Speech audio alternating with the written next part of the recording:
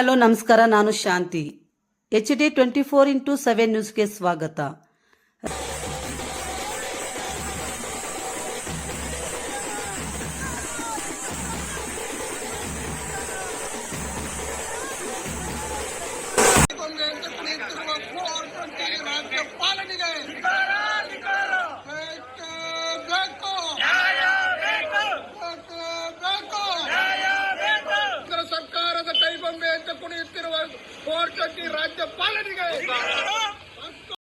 ರಾಜ್ಯಪಾಲರ ವಿರುದ್ಧ ಸಿಡಿದೆದ್ದ ಕೈಪಡೆ.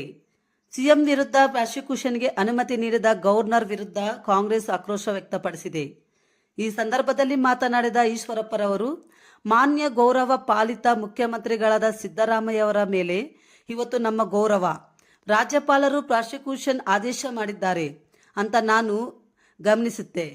ಪ್ರಜಾಪ್ರಭುತ್ವ ವ್ಯವಸ್ಥೆಯಲ್ಲಿ ಕಾನೂನಿಗೆ ಯಾವತ್ತೂ ಗೌರವ ಇದ್ದೇ ಇರುತ್ತೆ ಎಂದು ಹೇಳಿದ್ದಾರೆ. ಕೇಂದ್ರ ಸರ್ಕಾರದವರ ಕೈಗೊಂಬೆಯಾಗಿ ಗವರ್ನರ್ ವ್ಯವಹಾರ ಮಾಡ್ತಾ ಇದ್ದಾರೆ. ಆ ಗವರ್ನರ್ ಸ್ವಂತ ಅಭಿಪ್ರಾಯ ಮೇಲಿಂದಲೇ ಮೇಲಿನವರು ಹೇಳ್ತಾರೆ ಕುಡಿತಾ ಇರೋದ್ರಿಂದ ಇಷ್ಟೊಂದು ಗಲಾಟೆ ಆಗ್ತೈತಿ. ಯಾವಾಗಲೂ ಸಿದ್ದರಾಮಯ್ಯನವರು ಶುದ್ಧಾಸ್ತರು ಮೊದಲಿಂದ ನನಗೆ ಗೊತ್ತಿದೆ. ಇವತ್ತೇನಾದ್ರೂ ಒಳ್ಳೇದಾಗಬೇಕಾದ್ರೆ ಸಿದ್ದರಾಮಯ್ಯನವರಿಂದ ಬಿಜೆಪಿಯವರು ಮಾಡಿರ್ತಕ್ಕಂಥ ದೊಡ್ಡ ದೊಡ್ಡ ಅನಾಹುತಗಳಿಗೆ ಬಿಟ್ಟು ಈ ಮೂಡ ಅಂತ ಹೇಳ್ಬಿಟ್ಟು ನಿಂತ್ಕೊಂಡು ಓಡಾಡ್ತಾರೆ.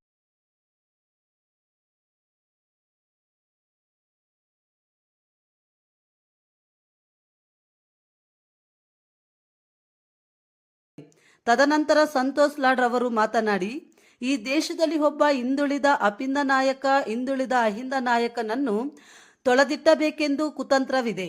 ಇವತ್ತು ಬಿಜೆಪಿಯವರು ಈ ಕುತಂತ್ರವನ್ನು ಮಾಡ್ತಾ ಇದ್ದಾರೆ.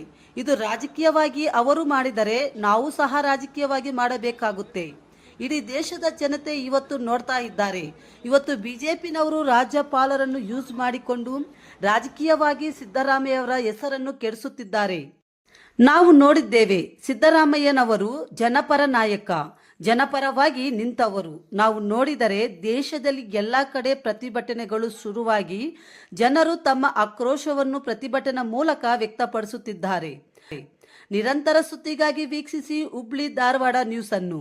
ನಿಮ್ಮ ಜಾಹೀರಾತುಗಳಿಗಾಗಿ ಸಂಪರ್ಕಿಸಿ 8892493830.